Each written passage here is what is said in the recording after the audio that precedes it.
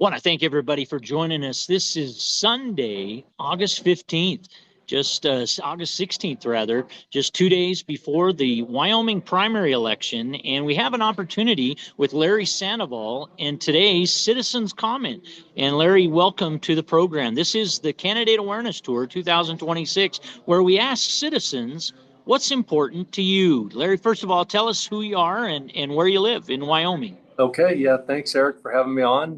Yeah, again, my name is Larry Sandoval. I'm from originally from Colorado, but doing our second stint in Wyoming here in Casper. Spent about 6 years down in Laramie when I was with the U.S. Forest Service. Came to work for the BLM up in Casper here a couple of years ago. So Very nice. And what issues are important to you as a voter in the Wyoming primary election, August 18th? yeah, I really my interest and focus is on the national election, thinking about that vacant seat with the U.S. House of Representatives, the national debt that's probably top and center for me. $40 trillion now. I look at that as something that's not going to be sustainable for future generations. I think about our daughter. Think about her kids at some point in life. What future are we giving them if we don't address the debt and make some hard decisions and try and do the right thing for all of Wyoming residents in the country, really moving forward for the future. So that's a big thing for me. And as I mentioned in my intro, having worked in public lands management with the Forest Service and the Bureau of Land Management, public lands are just a huge important factor for me. I'm second generation Forest Service, and so really believe in the mission of multiple use of public lands with the Forest Service and the BLM. That includes extractive resources like energy and minerals, livestock grazing, but also the non-consumptive, non-extractive resources like recreation and tourism. I think those are huge drivers for our economies out west and especially in Wyoming. And so I think that's important. I think a lot of people that want to sell off public lands, it's misguided. I think that they're a driver, an engine driver for the economy in places like Wyoming. And so I think it's done right and managed well. And I think it's a good thing for Wyoming. And also it's one of those things that also leaves something for future generations. So those are really two of the big platform items that I see on deck here with this election. And yeah, that's been a lot of my focus is on that national level. So Having the experience you do in your career, what does water mean for Wyoming going forward? yeah, water is huge. It's the lifeblood. What's the saying that whiskey's for drinking and water's for fighting, or something along those lines? And I think that's really true. And gosh, in years like this, how this past winter, as dry as it was, in the spring and summer, thank goodness we've had some rains here recently, but it's been tough. You look at the landscapes that are parched and the wildfire across the West, and not just the West. I think Minnesota and places kind of the Midwest are experiencing it, and it's tough. And the resources are struggling with. Part of it is just warming and drying trends, but it's huge. And again, public management has a big role to play time to water management. What's your expectation, Larry? What's your expectation from the federal level? U.S. Congress, more than 10 candidates across the May filing period, Republican, Democrat. While one may have dropped out, 9 remain on the Republican ticket, vying for that one U.S. Congress seat alone. Your thoughts? It's a crowded field. I think that there's one candidate that stands out for me in terms of somebody that represent Wyoming well on those issues that are important to me, addressing the debt, addressing public lands management. That's candidate Kevin Christensen. Again, kind of full disclosure, I did work for Kevin with the Bureau of Land Management before he retired about a year ago. But he's got the skill set, he's got the real world life experience, having worked not time in decades of service in the military to our country, but also his public service in public lands management with the BLM. I think that was really huge for him as a candidate to be able to carry that multiple management of public lands, and he understands it. He gets it. He understands the challenges, laws, public lands management. I think he'll be based on the and head on, and I think he'll do it in a bipartisan way, in a way that he can work across the aisle and get things done. And that's one of the things that I think has struck me as well, and it carries down to state well in the national politics. There's just unwillingness to get along and just their position, not able to really reach the aisle and look out to serve the good people and the public. And I think some things that stood out his candidate is he believes in term limits. He believes, I believe that he wants to go out, do the right thing for Wyoming, do the right thing for the country. And I think backed up by what he did.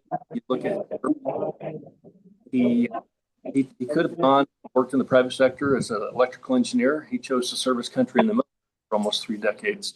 And he did that, and he did it with honor. That service was just outstanding. And so the fact that he did that, I think, really proves to me, in my mind, that he's not in it for himself.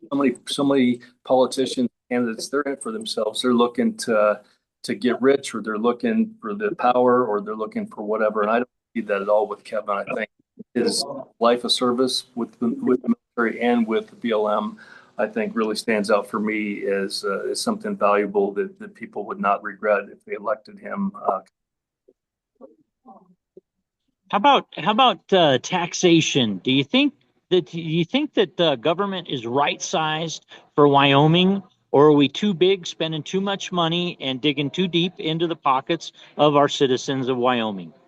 Yeah, well, I think on the federal level, I think as a whole, there's a spending problem. I don't think that the government has a taxation problem. I think they have a spending problem. Well, probably a taxation problem too. And you got to either raise taxes or you reduce services to do the things you need to do. And I think that it's a combination of things that have led us to that $40 trillion debt cliff that we're on. And I think,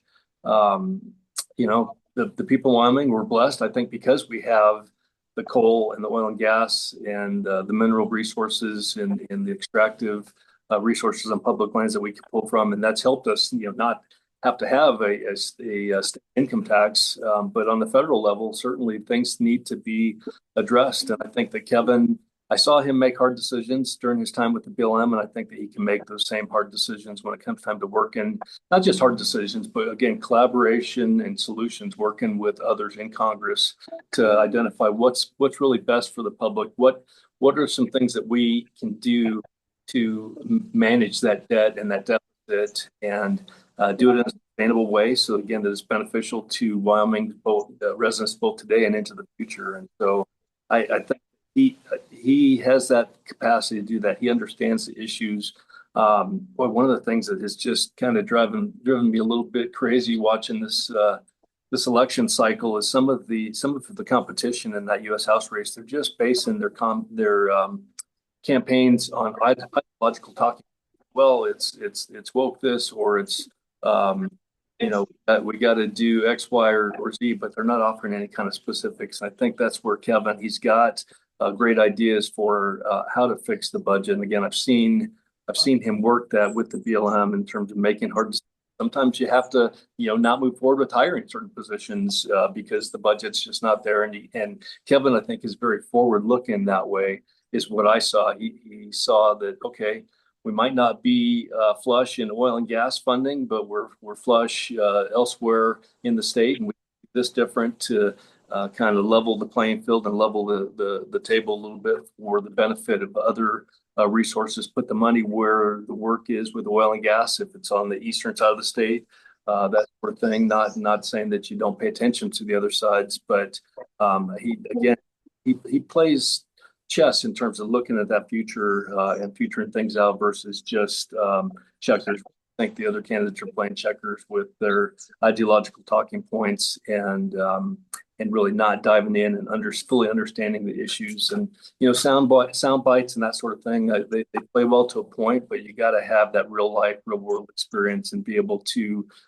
get along with others. You got to be able to identify solutions and work with others to get those solutions across the table. So I see that in Kevin as a candidate.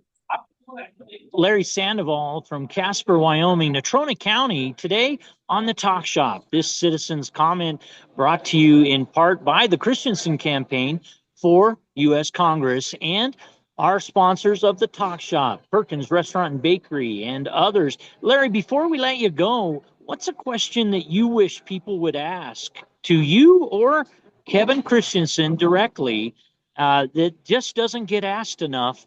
And if they did, it would help them make their decision going into the primary this Tuesday.